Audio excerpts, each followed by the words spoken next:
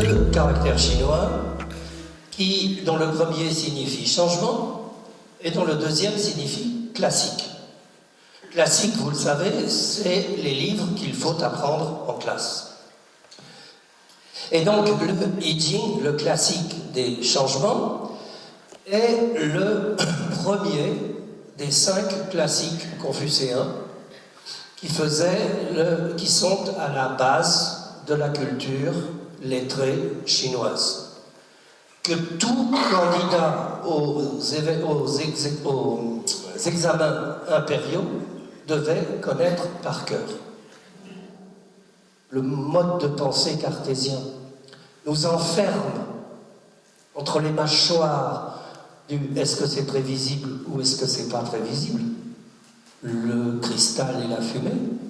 L'esprit chinois dit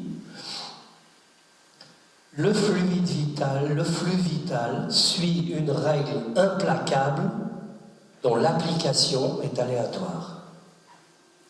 Ce qui intéresse le chinois, c'est le passage du soleil à la pluie et de la pluie au soleil.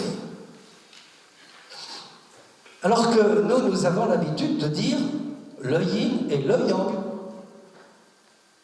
Dès que vous avez mis un article, ça y est, c'est foutu. Vous avez yin et yang qui sont séparés l'un de l'autre, comme les deux potiches de chaque côté de la cheminée, avec au milieu le et. Alors qu'en fait, yin-yang, c'est un système. C'est le nom, finalement, qui a été donné à l'alternance vivifiante. C'est le nom qui a été donné à une façon de voir les choses qu'il faudra bien un jour se résoudre à appeler le penser par deux.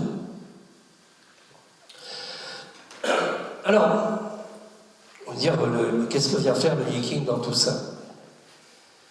Ben d'abord parce que le Yiking est le berceau de Yin-Yang.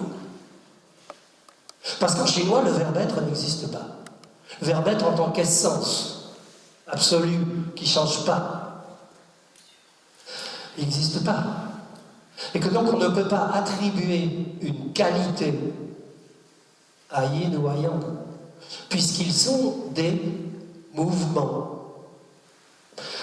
Et que donc, c'est pour ça que la meilleure des définitions de yin-yang, elle a été donnée par un philosophe chinois du IIIe siècle, qui s'appelait Wang Pi, un type extraordinaire.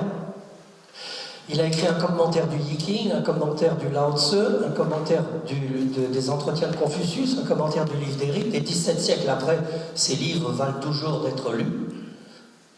Et il est mort à 24 ans. C'est le Rimbaud de la philosophie chinoise. Et quand il a commenté le Yiking, il a dit Yin, est-ce qu'il va devenir Yang?